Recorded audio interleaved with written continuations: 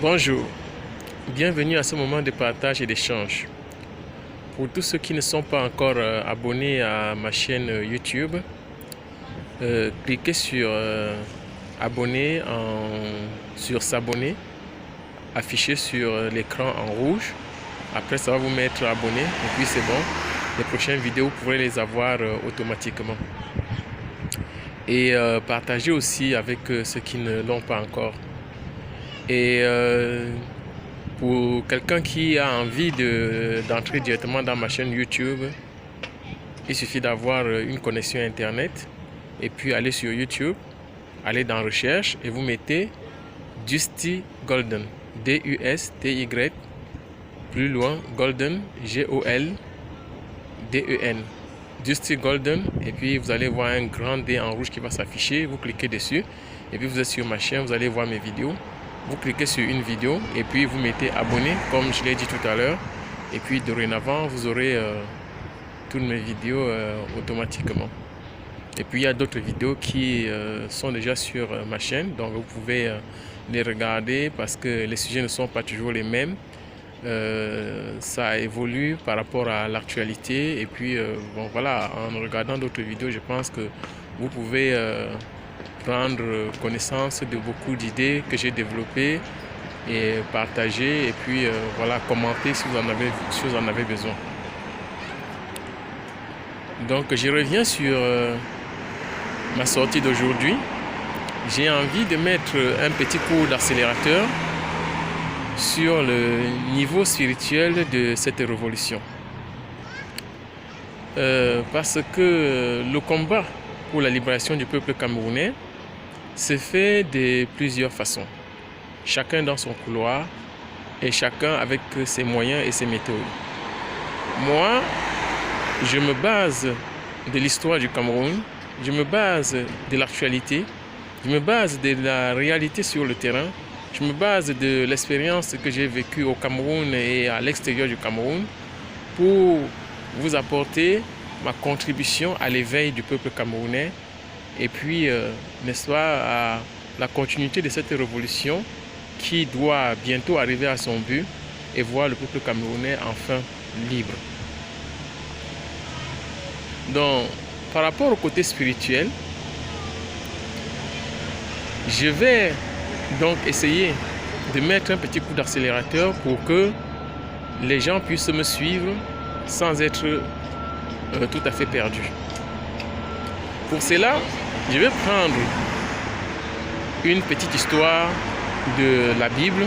Pour ceux qui sont chrétiens, ils ne seront certainement pas perdus. C'est l'histoire, ou je vais dire l'histoire de Jésus-Christ qui est venu sur la planète Terre avec une mission de sauver le peuple de Dieu de nos péchés. Donc, pour que Jésus puisse arriver à faire sa mission, il y avait tout un tas de scénarios qui devaient être construits. Il y avait tout un tas de personnages qui devaient participer à cette mission. Et je vais aller droit au but. Les plus importants, c'était ses disciples.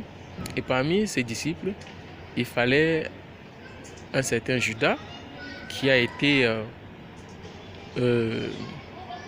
distingué un peu par le côté, je vais dire, traître. Mais ce traître était pourtant très important dans ce dispositif parce que si le traître n'arrivait pas à trahir Jésus correctement pour que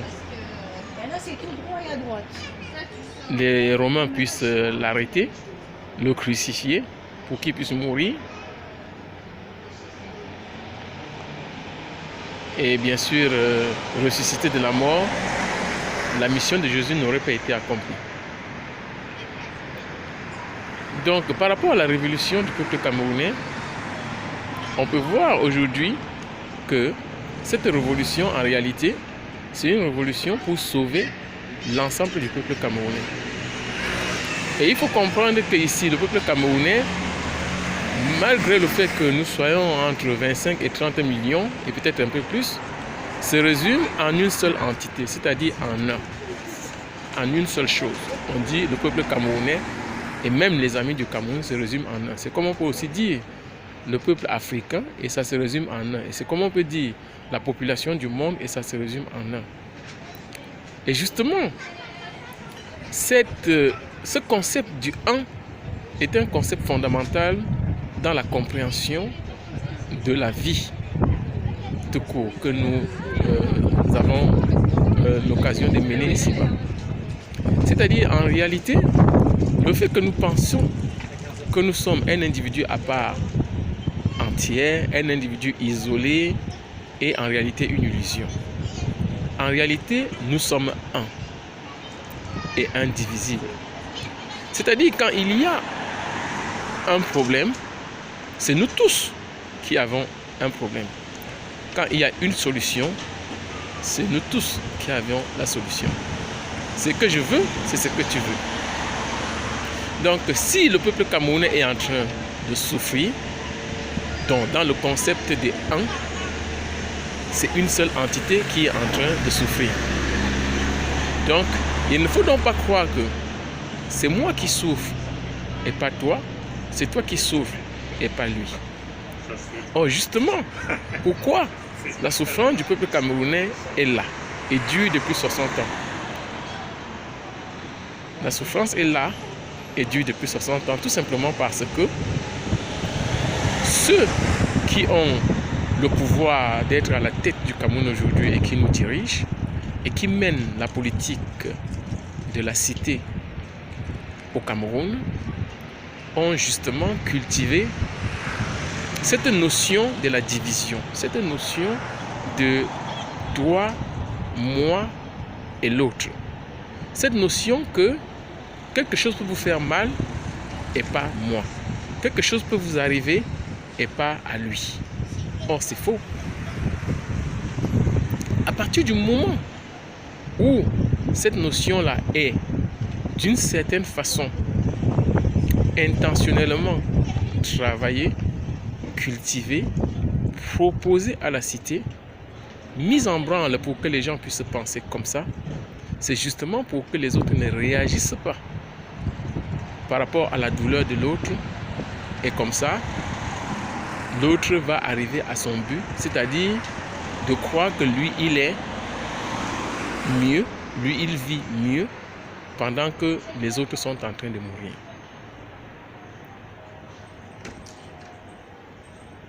Voilà, c'est ça qu'on appelle le principe de la division. Et le principe de la division ne peut fonctionner que quand on arrive à faire croire à chacun que ce qui compte, c'est vous et pas les autres. Or, le peuple camerounais ayant souffert depuis bientôt 60 ans, comme je venais de le dire, ayant connu la pire des souffrances qui est carrément la perte de leur vie à travers de nombreux génocides qui ont eu lieu au Cameroun, alors on installe au sein de ce peuple une certaine forme d'émotion, justement négative qui est la peur. Et on accentue cette peur en allant jusqu'à enlever leur vie.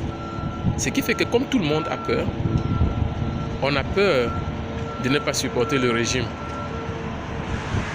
et peut-être mourir. On a peur de parler et peut-être mourir, alors on se tait. Alors on est plus sensible à la mort de l'autre. Alors on essaie de protéger soi-même et peut-être les siens. Or c'est faux. Et justement, je vais revenir dans une prochaine vidéo pour vous expliquer comment justement, à force de s'éterniser au pouvoir, le régime de Paul Biya a fini par pousser les Camerounais dans tous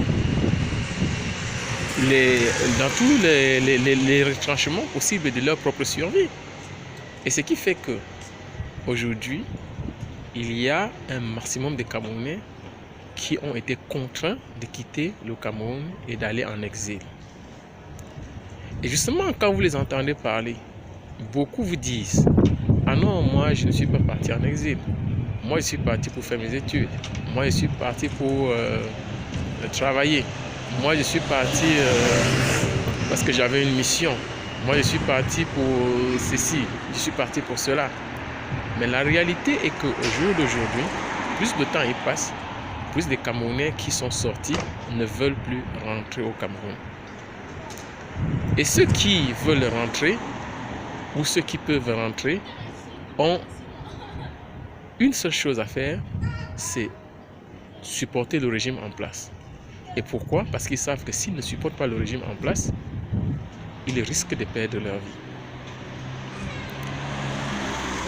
Et au moindre des cas, s'ils ne supportent pas le régime en place, ils se taisent au moins pour ne pas être indexés. Donc, je vais revenir à ceci et dire à tous les Camerounais que si vous êtes à l'extérieur du Cameroun, si vous vivez à l'extérieur du Cameroun, il faut donc savoir que par définition, vous êtes un opposant du système de Paul Biya. Et pourquoi? Parce que vous savez que si vous vivez au Cameroun et que vous avez l'occasion de vous exprimer décemment, clairement, comme vous le pensez, vous risquez la mort. Alors, pour ne pas mourir, vous avez le choix soit de rester à l'extérieur où vous êtes, soit de supporter le régime de Paul Biya pour pouvoir rentrer au Cameroun, soit de vous taire.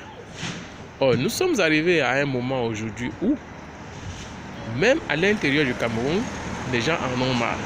Et c'est pour cela que l'on voit aujourd'hui un monsieur comme le professeur Maurice Kamto qui s'est enfin levé pour pouvoir arrêter cette situation inacceptable de conditions de vie des êtres humains et a dit: je vais rendre au peuple camerounais sa souveraineté, sa dignité, son respect.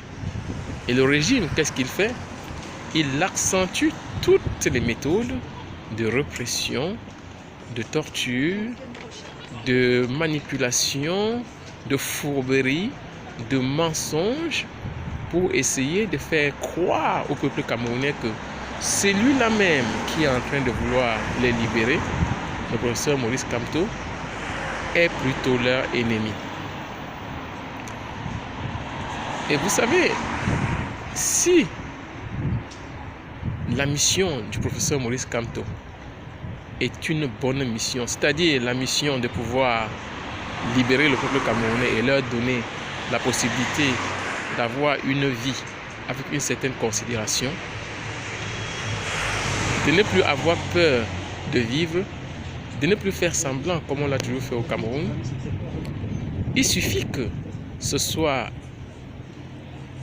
la même intention que la majorité des Camerounais pensent en ce moment et vous êtes certain que M. Maurice Kamto gagnera. La seule chose qui fait que sa victoire ne soit pas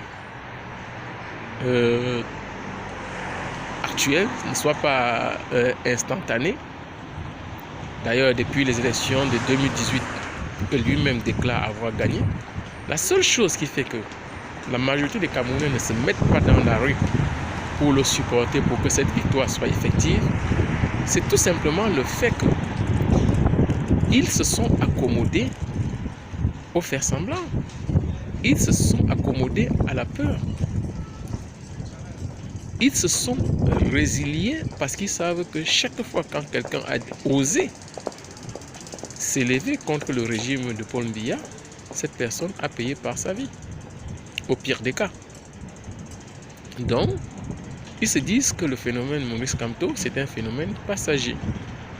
Et le régime ne prend pas une décision hâtive par rapport à Maurice Kamto parce que Maurice Kamto ne leur a pas livré toutes ses capacités de résistance. Or, Si le régime avait su que le professeur Maurice Kamto était vraiment déterminé à arrêter le système de Paul Biya, je suis sûr qu'il n'aurait même pas, enfin que le régime ne lui aurait pas donné l'occasion de concourir aux élections de 2018. Vous avez vu leur réaction à la fin de l'arrêter et de le mettre en prison avec tous ses partisans. Vous avez vu ensuite comment on l'a libéré sous le coup de la pression internationale et des Camerounais de la diaspora.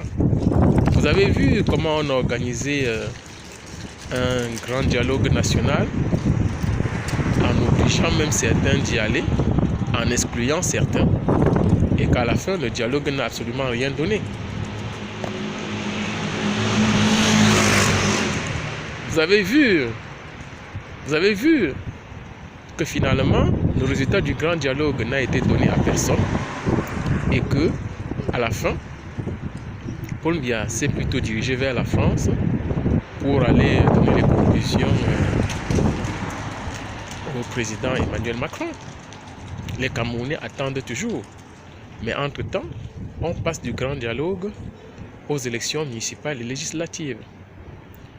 Si je veux revenir un peu en arrière, nous partons de 2018 pour ne pas nous perdre d'une guerre réelle dans le nord-ouest. Et à savoir que, alors que Paul Biya se lance dans cette guerre parce que les anglophones s'opposent à son système, il est déjà en guerre dans le nord avec Boko Haram. Il n'a pas gagné la guerre avec Boko Haram.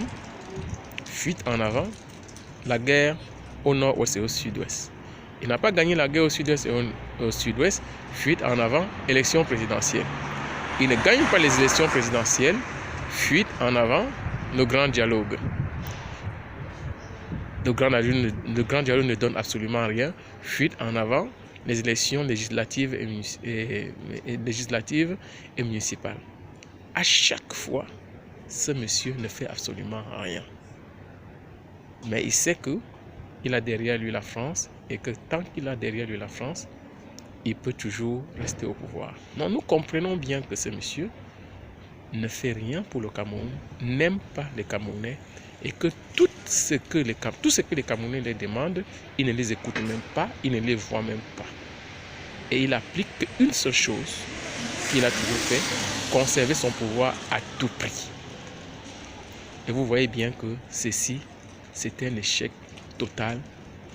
Et j'ai déjà fait une vidéo pour expliquer que Paul Biya va droit dans le mur et il ne peut aller que droit dans le mur. Maurice Kamto lui a bien dit cette fois-ci, ok, je vais aller aux élections. Et dès que Maurice Kamto a dit, je ne vais plus aux élections, ils ont tous paniqué. Donc ça veut dire que sans que Maurice Kamto ne demande absolument rien, actuellement le régime de Paul Biya est en train d'obliger toutes les formes de résistance contre son régime, de les obliger à se mettre ensemble pour pouvoir enfin gagner la victoire, c'est-à-dire la libération du peuple camerounais. Maurice Kamto a dit, je ne vais pas arriver au pouvoir en marchant sur le sang des Camerounais. Donc il veut le faire pacifiquement. Les anglophones ont déjà pris les armes déjà au départ pour se défendre. Ils demandent la sécession. Dans la diaspora, la basse ont pris des résolutions très claires maintenant. Paul Biya ne met plus pied ici en Europe. Bientôt, ils vont prendre aussi pour les grands dignitaires du régime. Vous n'allez plus mettre pied ici en Europe. Parce que même vous-même, le régime de Paul Biya, votre soutien étant bien l'Occident, à la fin, au crépuscule de la vie de tout le monde, on a besoin de soins. Étant donné que vous n'avez même pas conçu un seul hôpital digne de ce nom au Cameroun, vous allez toujours courir ici pour les soins. J'attire l'attention des Camerounais sur le simple fait que rien que pour les soins de tous ces grabataires, de tous ces vieillards-là, le budget du Cameroun ne suffit pas de les maintenir à vie pendant 2, 3, 4, 5, voire plus de 10 ans. Donc un seul grabataire qui vient s'interner dans un hôpital ici, en France, en Suisse ou je ne sais pas où, pendant 1 an, 2, 3 ou 4 ou 5, c'est toute la fortune même, tout ce qu'il a volé, qui est parti que pour les soins. Donc ces gens-là n'ont même pas pensé qu'ils auraient pu faire quelque chose de mieux, construire au moins 1 ou 2 hôpitaux au Cameroun, ne serait-ce que pour ces soins-là. Et ça aurait peut-être permis aux Camerounais d'économiser une partie de leurs biens qu'on dilapide tous les jours. Donc voilà, j'ai essayé d'introduire ce côté spirituel en essayant de vous apporter un peu la loi du 1 et non la loi de la division. Je vais revenir dessus pour vous expliquer pourquoi cette révolution qui a l'air dure en réalité est plutôt une révolution très douce et qui de toute façon va aboutir, et que de toute façon ceux qui prennent le risque aujourd'hui de leur propre vie pour pouvoir se mettre en avant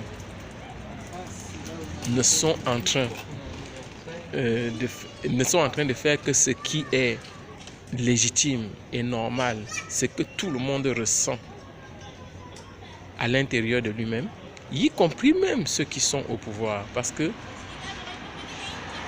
comme je vous l'ai dit, personne n'échappe à la vindicte de Paul Biya, même pas ses ministres. Je ne connais pas un seul ministre au Cameroun qui s'est bien tiré de l'affaire ayant servi Paul Biya pendant 5, 10, 20 ou 30 ans. Il suffit que le jour où Paul Biya décide, vous êtes en prison, vous êtes torturé, ou même vous êtes mort. Et pour les plus malins, ils vont en exil. Donc vous voyez que ceci dit, le professeur Maurice Kamto, il suffit qu'il ait l'intelligence de pouvoir comprendre cela et de rester là où il est et de capter les énergies de toutes les différentes forces qui sont en train de se battre actuellement. Et puis voilà, la révolution du peuple camerounais va aboutir sans beaucoup d'effusion de sang. C'est tout ce qu'on veut actuellement.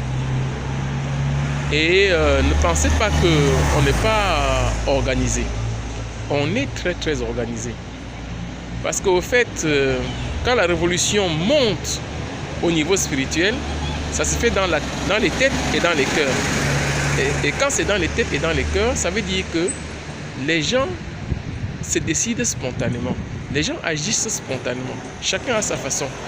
Et ce qui fait que plus Paul Biya va manquer du respect à son peuple, plus il va faire qu'à un moment, un Amba Boy, c'est-à-dire quelqu'un qui est en train de se battre aujourd'hui contre le régime, vous allez le voir dans la rue, en train de serrer la main du militaire que Paul Biya a envoyé pour venir l'abattre.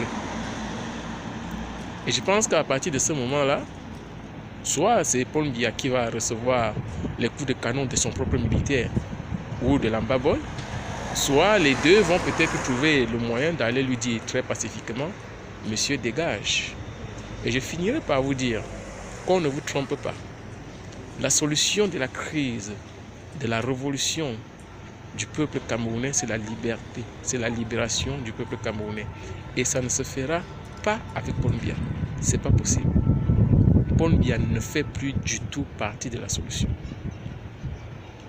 Mais il est le problème essentiel. Donc il faut absolument que Paul Biya dégage. Et après, les Camerounais vont tranquillement arranger les problèmes de la cité. C'est tout pour aujourd'hui. Donc continuez à partager mes vidéos.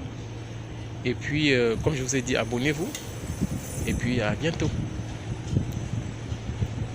Bon week-end à tous. Merci.